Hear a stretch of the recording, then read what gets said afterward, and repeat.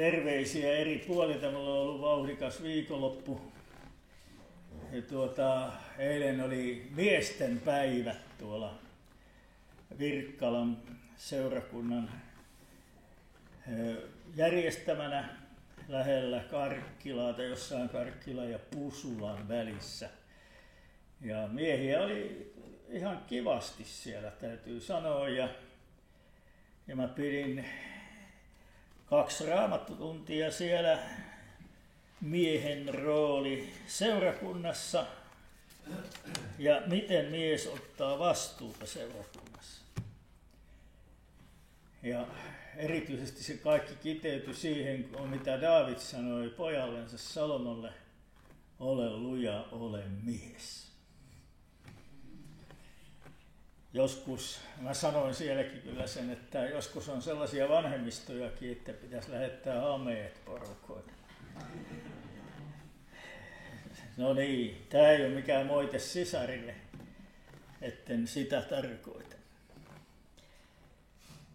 Sitten tänään mä olin tuolla, hyvä et ehdin tänne ollenkaan, siellä oli vähän loppukokoustakin ja näin niin, ja olin toisten kyydillä. Niin olin tuolla Kemiön ruotsinkielisessä helluntaiseurakunnassa, jossa kylläkin pidettiin lähes koko kokous suomeksi, koska tulkki oli ollut tai mikä kilpirauhasleikkauksessa, ja se ei oikein ääni olisi kestänyt tulkata.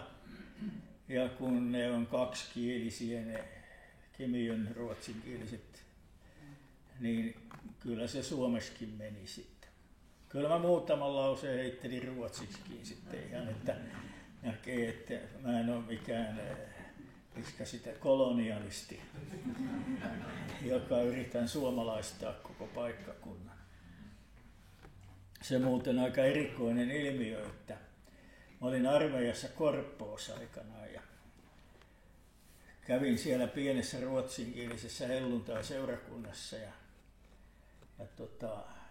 siellä ei osannut kukaan suomea, muuta kuin Ulf Majavakka, joka sekin oli sitten kotoisin Kokkolasta. Ja kokkolalaiset ruotsinkieliset osaa aina kumpaakin ihan ne on täysin kaksikielisiä. No sitten, nyt mä kävin siellä joku pari vuotta sitten puhumassa siellä Korppoossa, niin kaikki puhuu jo suomea. Niin kyllä muutos on suuri. No, mitä mä näistä kielipoliittisista asioista nyt puhumaan suotta.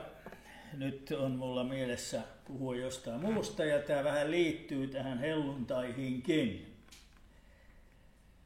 Ja voisi sanoa, että tämän saarnan aiheena on hengellinen jano. Jos ajatellaan luonnollista janoa, niin jano toimii periaatteessa merkkinä siitä, että elimistö tarvitsee nestettä. Eikö niin? Se on terveen janon. Tämä ei tarkoita nyt sitten terassijanoa ja semmoista. Sillä ei ole mitään tekemistä tämän kanssa. Mutta terve jano on sellainen, että se ilmoittaa ihmiselle jotakin. Se ilmoittaa, mun pitäisi juoda.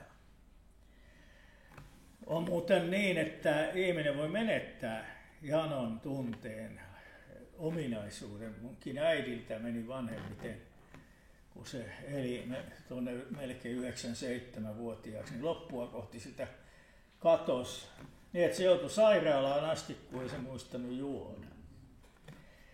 No mutta tässä mielessä janon kokemus on Jumalan lahja ihmiselle. Aina kun sä janoat, niin se on Jumalan lahja. Jos et janoaisi, niin voisit kuivua. Sä tarvit juoda riittävästi.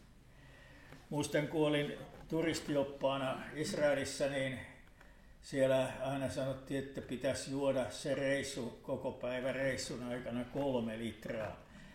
Mutta en mä voinut mitenkään sanoa sitä niille, kun en mä itsekään juonut edes litraa.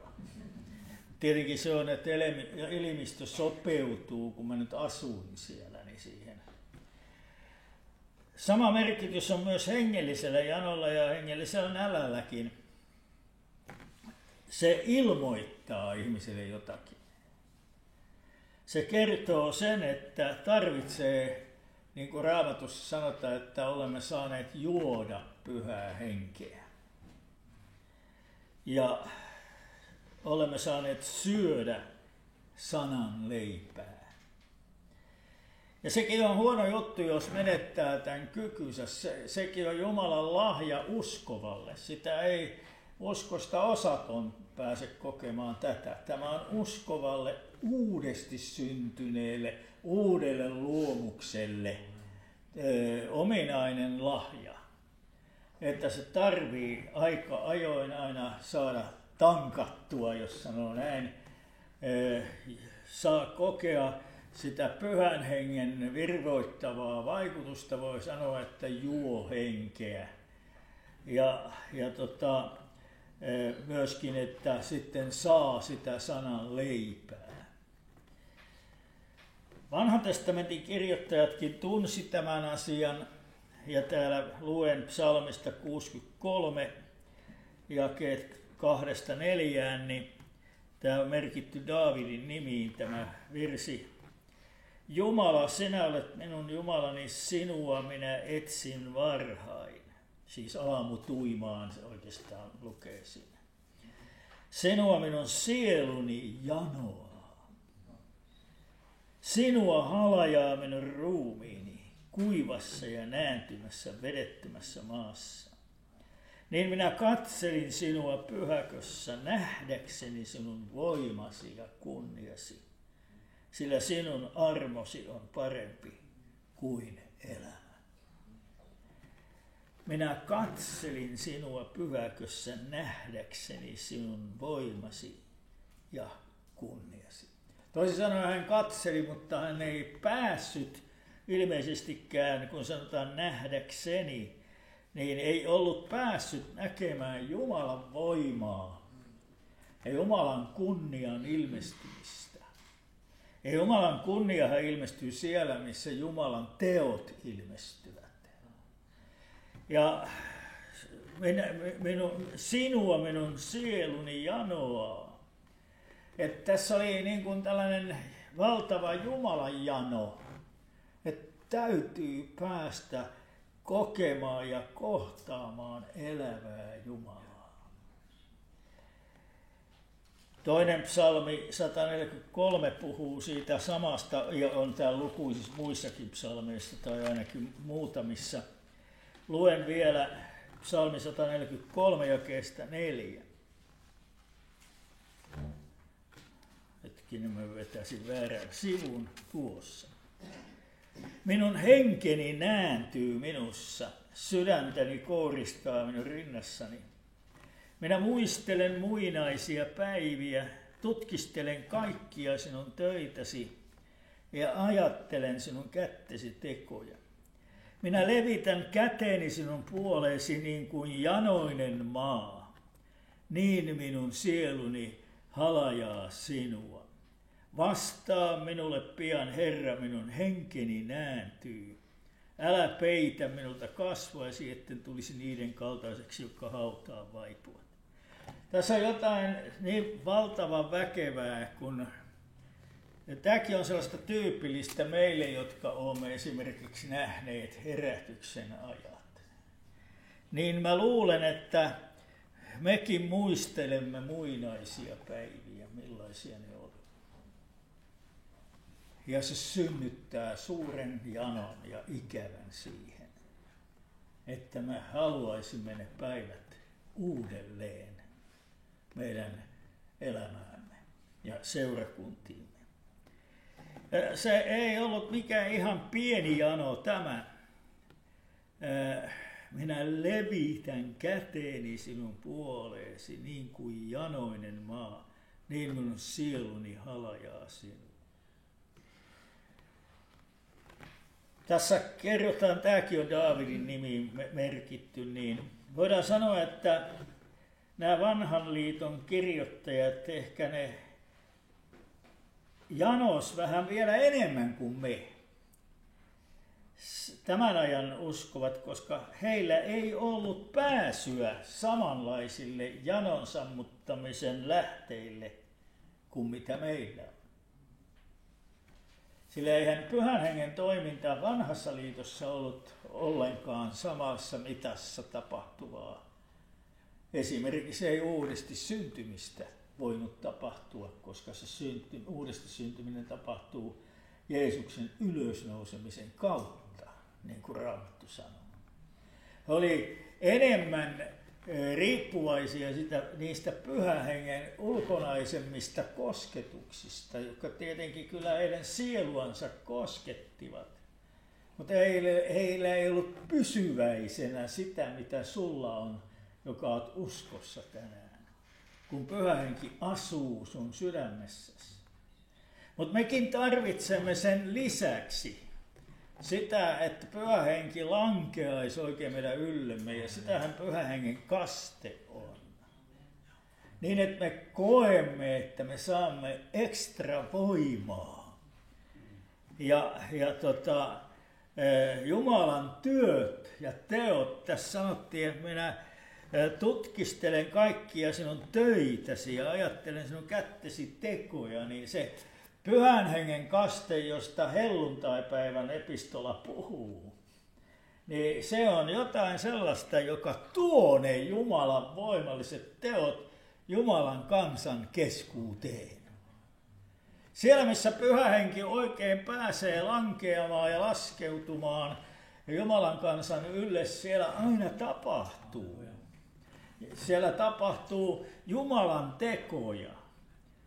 Ajatellaan nyt vaikka ensimmäistä helluntaita, kun siellä sitten täytyttiin Pyhällä Hengellä, Pyhä Henki lankesi heidän yllensä. Siellä puhuttiin väkevästi vierailla kielillä. Siellä myöskin oli se voima, että peräti 3000 ihmistä tuli uskoon yhdessä kokouksessa. Jumalan teot ilmestyi. Ja siksi me tarvitsemme tätä. Me saatamme etsiä esimerkiksi armolahjojakin vähän sillä tavalla, että me jätetään se henki pois kokonaan, että saisi vaan lahjoja. Kuule, kun Pyhä Henki valtaa ja täyttää, niin niitä lahjoja tulee kyllä vähän niin kuin kylkiäisinä. Toki kyllä sanotaan, että pitää etsiä niitä hengenlahjojakin, mutta en mä nyt tiedä, miten se muuten voi tulla. Aina Raamattu opettaa, että ne tuli silleen, että henki laskeutui. Joka kerta jo vanhassa liitossakin sanotaan, että kun profeetat profetoi, niin Pyhä Henki laskeutui heidän yllensä. Ja sitten he profetoi.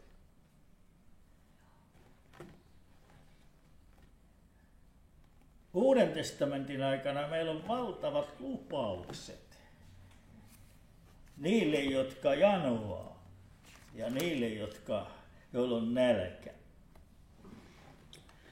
Jeesus jo Vuorisaarnassa sanoi, että ylionnellisia eli autuaita ovat ne, jotka isovat eli joilla on nälkä ja janoavat vanhurskautta, sillä heidät ravitaan.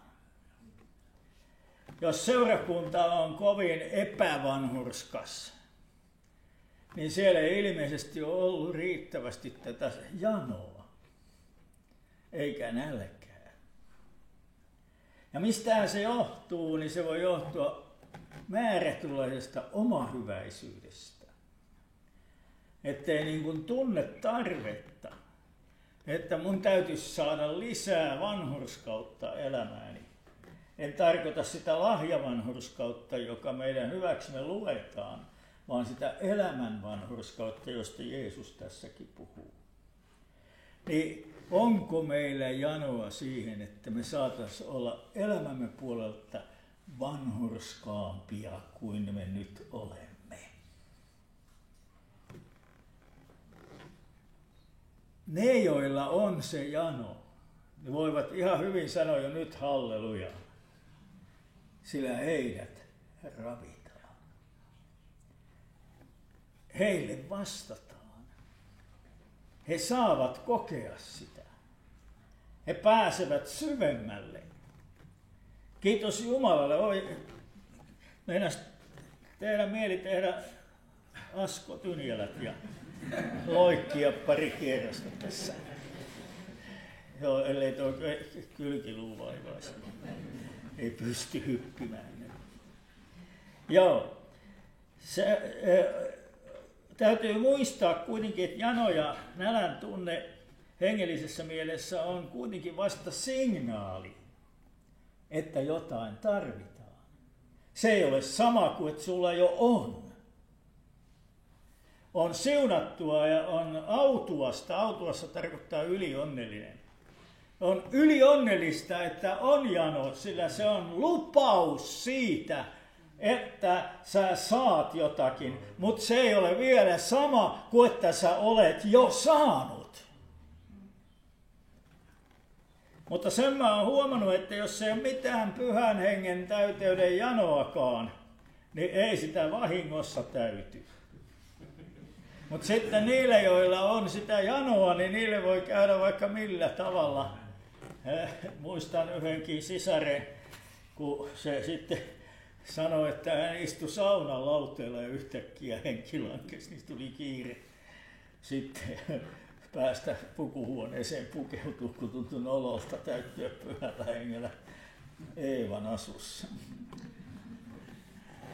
Joo, näin se menee.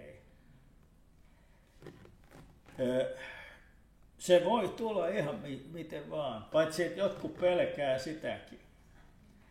Yksikin sanoi, että kaikki käy paitsi, että jos se tulee raitsikassa, niin ei tullut ollenkaan. Mutta sitten kun hän sanoi, että tulkoon sitten vaikka raitsikassa, niin mulle kyllä se täytyy ihan seurakunnan keskellä. Ei Jumalakaan. Mutta me ei saada panna mitään ehtoja Jumalalle, miten sen täytyy tapahtua tai miten se ei saa tapahtua. Silloin voit olla vakuuttunut, että ei tule eikä tipu. Se jotain, mikä se jano ikään kuin antaa sen signaalin meille, ensinnäkin meillä on tarve, me tarvitsemme. Ei janoa tule, jos ei tarvitse. Jos on kylläinen, niin ei siitä kellään nälkä tule. Täytyy olla ahmimishäiriö, että tulisi. Mutta terveellä tavalla ei. Ja se jotain, niin se kertoo yhdestä asiasta. Se jotain on saatavilla Jeesukselta. Johanneksen 7. luku ja 37 Jeesus sanoo, mutta juhlan viimeisenä suurena päivänä Jeesus seisoi ja huusi ja sanoi, jos joku janoaa, niin tulkoon minun tyköni ja juokoon. Joka uskoo minun, hänen sisimmästään on, niin kuin Raamattu sanoo, juokseva elävän veden virrat. Mutta sen hän sanoi hengestä, joka niiden piti saaman, jotka uskovat häneen. Joo. Nyt jälleenkin on nähtävä se, että vaikka tässä sanotaan, joka uskoo minun, hänen sisimmästään on, niin kuin Raamattu sanoo, juokseva elävän veden virrat, joo. Mutta silloin jää puolet lukematta. Se usko ilmentyy siten, että jos janoa, niin tulkoon minun tyköni. Ei sitä voi etäisyydestä uskoa. Voi tietenkin, mutta se ei ole sitä, mitä Jeesus tarkoitti. Jeesus tarkoitti, että on syytä tulla hänen luokseen. On syytä etsiä Jeesusta. On syytä pyrkiä pääseen hänen käsiensä alle. Sydän oikein halajaa Jeesusta. Niin sitten henki voi langeta. Kiitos Jumala. Herra kun antaa mielellään ja aivan lahjaksi armosta. Täällä ilmestyskirjasta on tuttu paikka. Ilmestyskirja 22.17 sen loppuosa. Joka janoaa, tulkoon. Jälleenkin se on. Jos on jano, pitää tulla. Mihin? Herran luo. jotka janoaa tulkoon, joka tahtoo, ottakoon elämän vettä lahjaksi. Ja ei se pelkällä tahtomisella mene, vaan että pitää tulla ensin ja sitten tahtoa. No käy se niinkin päin, että tahtoo ja sitten tulee, mutta tässä on kuitenkin tämä järjestys. Ottakoon elämän vettä lahjaksi. Ja Jeesus opetti täällä, että se elämän vesi on Pyhä Henki. Me niin kipeästi tarvitsemme Pyhää Henkeä. Ihmisen puolelta tarvitaan siis, että hän tulee Herran luokse, että hän tahtoo ja että hän vastaanottaa. Täällähän sanotaan, se on mielenkiintoista, että Raamattu kääntää joskus saman sanan eri tavalla ja se hämää. Esimerkiksi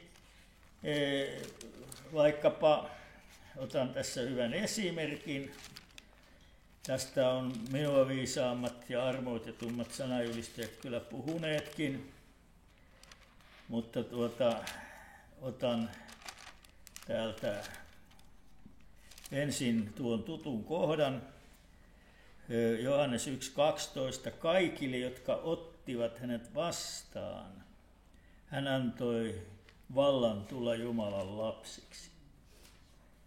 Mutta sitten kun Paavali tuli Efesoon, niin meidän vanha käännös, mä en tiedä mitä Raamattu kansalle, onko se samalla linjalla kuin tämä vanha käännös, joka sanoo, saitteko Pyhän Hengen silloin, kun tulitte uskoon? Niin siinä on se sama sana kuin se, että kaikille, jotka ottivat vastaan. Niin kyllä mä luulen, että tässä sittenkin on, kun sanotaan saitteko, niin se tuo sellaisen näkökulman, että tämä on jotain jonkun 1000 lukon takana oleva asia ja sitten oikein kun hyvä säkä on, niin saatoitte saadakin. Eikö niin? Mutta sitten jos se on avoin lähde, niin se on vastaanotitteko.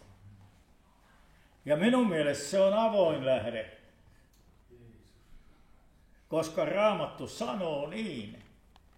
Siellä selvästi, että teille ja teidän lapsillinen ja kenet ikinä Jumala kutsuu, tämä lupaus on. No eikö se ole avoin lähde silloin? Niin että mä vaan muistan omalta kohdaltani, kun mun oli vaikea päästä kokemaan Pyhällä Hengellä täyttyminen ja hengen kaste. Ei meinannut millään tulla. Meillä oli onneksi seurakunnassa semmoinen vanha veli, Väinö Lehtonen oli hänen nimensä. Niin en mä tainnut juuri kokoukseen päästä, kun se oli eteisessä aina vastaanottamassa ihmisiä, kun kysyi, joko sä sait sen? Ja se vähän ärsyttikin. No sitten oli kaikenlaista ohjetta siihen asiaan. Yksi sanoi, että kiitä vaan. Se on kuin virveli heittäisi ja kalanappaa kiinni, niin siitä vaan kelaat. Kiitos, kiitos, kiitos, kiitos, kiitos, kiitos ja kala on siinä. No mä yritin sitä. Ei siitä mitään tule. Voi se jollain toimia, mutta ei se mulla toiminut. No sitten toinen sanoi, että Jumala ei anna skorpionia eikä kiveä, vaan Pyhän Hengen niille, jotka sitä häneltä anovat. Ja sano vaan. Ja minä pattipunaisena anoin. Mutta ei siihenkään vastausta tullut, mutta en mä väitä, etteikö sillä ollut kummallakin oma merkityksensä. No sitten oli oikein hurskaat, kun ne sanoi, että sun täytyy tutkia itseäsi, jos siellä on jotain syntiä tai muuta. No kun alkoi tutkia, niin kumma juttu niin ei ikinä löytynyt tai loppunut, ettei löytänyt jotain. Ei se toiminut niinkään. Sitten oli yhdet juhlat ja puhuja oli kuuluisa evankelista tuolta ulkomailta Dennis Clark. Ja sitten se oli yhteinen kokoussarja baptistien ja Vapiksen, oltiin Tuureporin kadulla sillä kertaa Vapiksessa. Mä ajattelin nyt kun, niin se vielä oli ne, että etsi semmoinen mies, jolla on lahja tähän hommaan, mutta mä olin sitten, jos minkäkin miehen käden alla, niin ja jonkun naisenkin taisin olla, mutta ei vaan. En tiedä, onko kellään mulla näin tuskallista. No sitten tosiaankin oli se Clarkin kokous ja ajattelin, nyt on ainakin niin voimallinen mies. Ja lauloin kuorossakin siellä vielä. Mutta sitten yhtäkkiä tuli, kun piti mennä esiin niin rukoiltavaksi, niin kauheasti porukkaa ja alttarit täyttyi ja monia esirukoilijoita oli. Mutta millä mä junailen, että mä pääsen sen Clarkin käsien alle? En mä nyt kehtaa mennä, kun se rukoilee jonkun puolesta, hei, lopeta siitä ja tuu tänne. Mä ajattelin, että nyt täytyy luottaa Jumalaan. Ja kävin siihen polvilleen alttarille. No eikö siihen tullut uskopiikki? Vanha kansa tietää, kuka on uskopiikki. Se oli se Vapiksen, varmaan 30 vuotta oli siellä saarnaajana. Usko toi jotain siihen sellaista, joka oli omia avaamaan ove. Hän rukoili vaan näin ja mainitsi siinä rukouksessaan, kun Pyhä Henki tulee sinun yllesi, niin saat voiman. Apostolit 1:8. Ja Pyhä Henki sanoi, lukikohan toi Piikkilä nyt väärin, eikö siinä lue, että jos Pyhä Henki tulee? Ei lue, siinä lukee kun. No mitäs se tarkoittaa se kun? No se on mahdoton, ettei tule. Eiks niin? Se on mahdoton, ettei tule. Kun on kun. Jos Jumala sanoo kun, niin se on varma nakki. Eiks niin? Ja mä sain uskon, joka oli just se, mikä mut oli puuttunut. Ja sitten mä päätin, että mä vastaanotan tämän uskossa nyt. Eikä siitä monta päivää mennyt sitten. Ei se ihan samalla kertaa tullut, mutta tuli kuitenkin. Kiitos Jumalalle. Jotkut asiat edellyttää semmoista pitempää anomista ja etsimistä ja kolkuttamista. En nyt puhu Pyhän Hengen kasteista erityisesti, vaan meidän elämässämme voi olla sellaisia tarpeita hengellisesti, että meidän täytyy päästä niin kuin eteenpäin. Eteenpäin pääseminen oikein, että se todella menee eteenpäin. Niin kuin siellä sanotaan, olkoon edistymisenne kaikkien nähtävissä. Jos mä nyt nostattaisin käsiä ylös, että kenen teidän omasta mielestänne teidän hengellinen edistymisenne on kaikkien nähtävissä tämän vuoden aikana, niin en tiedä kuinka moni käsi, älä vaan nosta, kuinka moni käsi nousisi. Mutta koska ei sitä aina itse ymmärrä. Mutta mä oon ihan vakuuttunut siitä, että kyllä eteenpäin, siellä sanotaan jättäkäämme opin alkeen ja pyrkikäämme kohti täydellisyyttä.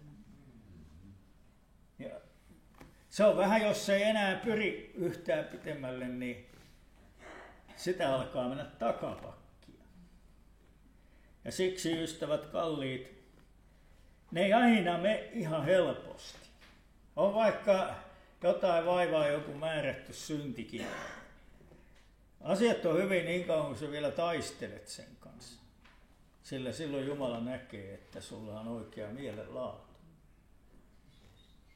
Mutta Raamattu sanoo, että te ette ole verileästi vielä tehnyt vastarintaa.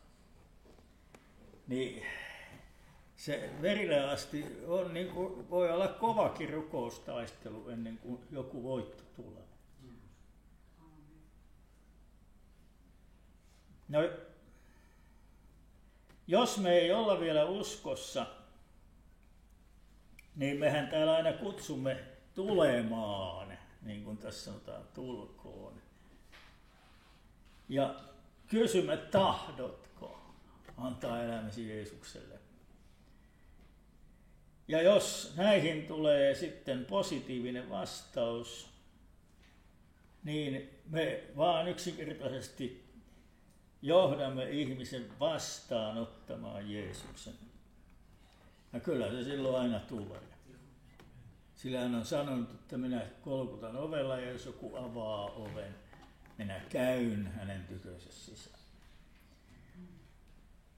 Mutta jos sä oot uskossa ja sulla on jano ja nälkä saada Herralta enemmän, ja nehän voi olla hyvin monenlaisia asioita, niin kuin jo sanoin. Pyhän hengen kaste on yksi niistä. Voi olla esimerkiksi hengen johdatus. Voi olla hyvin vaikeita kysymyksiä, jossa ei tiedä mikä tässä olisi nyt viisautta ja mikä on Jumalan tahtoa. Niin Raamattu kuitenkin sanoo siellä, anokaa, niin teille annetaan, etsikää, niin te löydätte, kolkuttakaa, niin teille avataan.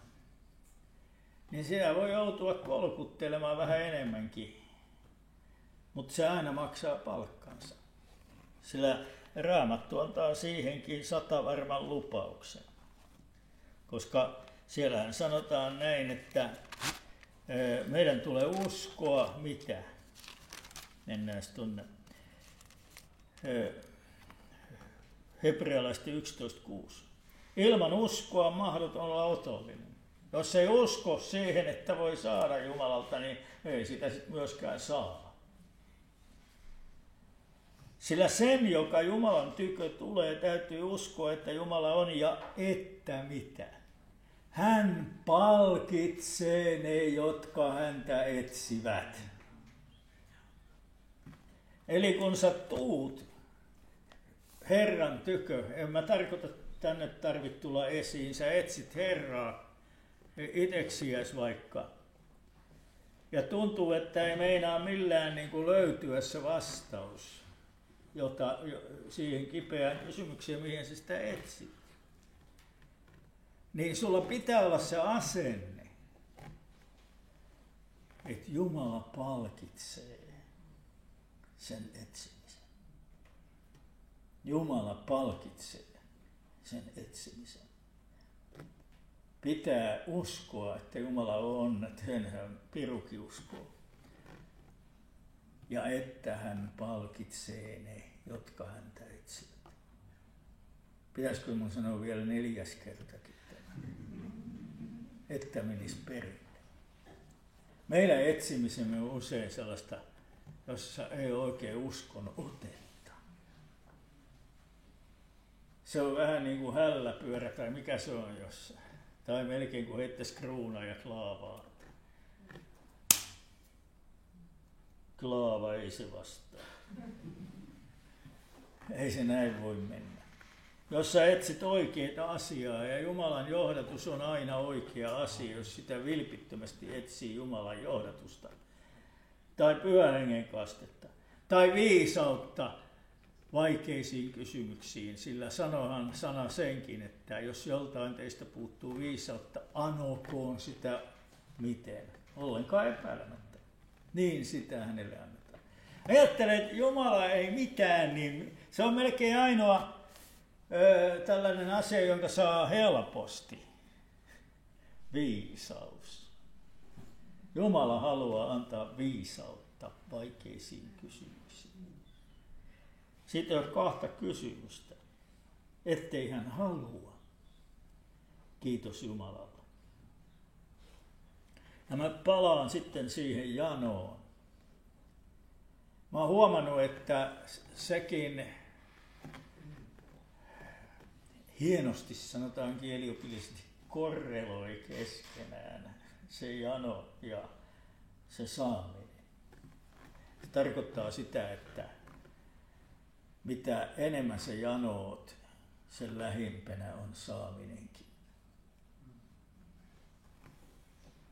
jos sä tulet Jeesuksen luokse, jos sä etsit, jos sä kolkutat. Siunattu jano. Sitten kun meikäläinenkin kiertelee eri seurakunnissa paljon, niin oikein tyypillistä, sit kun tulee semmoiseen seurakuntaan, antakaa nyt anteeksi, että mä oon tämmönen, mutta tuun sinne ja se koko seurakunta on kuin lehmä henkäys. Ja ne on hirveän tyytyväisiä itteensä. Siitä on tullut tavallaan niin kuin heidän harrastus, jossa he toimii sitten ja jokaisella saattaa olla jopa joku tehtävä ja muuta. Mutta herätystä ei ollut pitkiin aikoihin eikä Jumalan toiminta näy missään. Voi että mä kaipaan niitä aikoja, kun mä näen paljon Jumalan toimintaa. Voi että kun mä kaipaan niitä.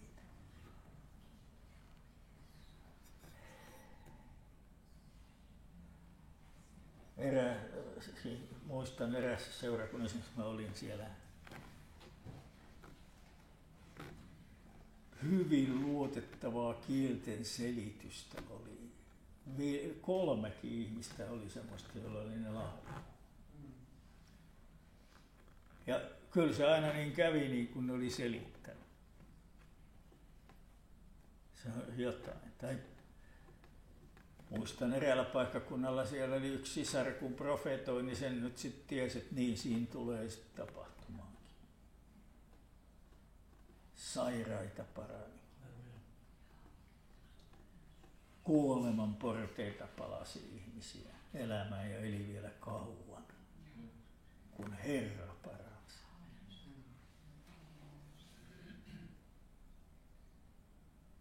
Tyydytäänkö me sitten siihen, että näitä ei ole? Tyydytäänkö? Kun joskus oli. Kyllä Kimmokin muistaa niitä aikoja. Joo, ja Keijokin. Janosta kaikki on nyt kiinni. Jos ei ole janoa, ei ole etsintääkään. Sitten tyytyy vaan tähän. Tässä on kiva olla. Niin kuin se on niin kuin apostolit pääsi kirkastusvuorelta alas, niin, tai siellä jo kirkastusvuorella. Ai että Jeesus, tässä on kiva olla, sanoo Pietari. Ruvetaan tähän rakentelemaan majoja, niin pysytään vaan täällä. Mutta siellä oli haasteet alhaalla. Siellä oli kaveri, jota vihollisen henkivalta heitteli milloin tulee ja milloin veteen. Niin olisiko poikien pitänyt jäädä sinne vaan ihmettelee Hermonin rinteille, että on niin kiva olla. Voi että mua ärsyttää sellainen usko. Päin haasteita vaan. Tulta päin. Joo. Silloin voi jotain tapahtua. Nyt rukoillaan. Mä pyydän, että toi Kimmo rukoilee. Sä voit tulla ihan tänne. Mä otan sit yhden laulun sen päälle. Mikä voit sanoa sen ensi sunnuntai? Joo, sano. Pyhä Isä, me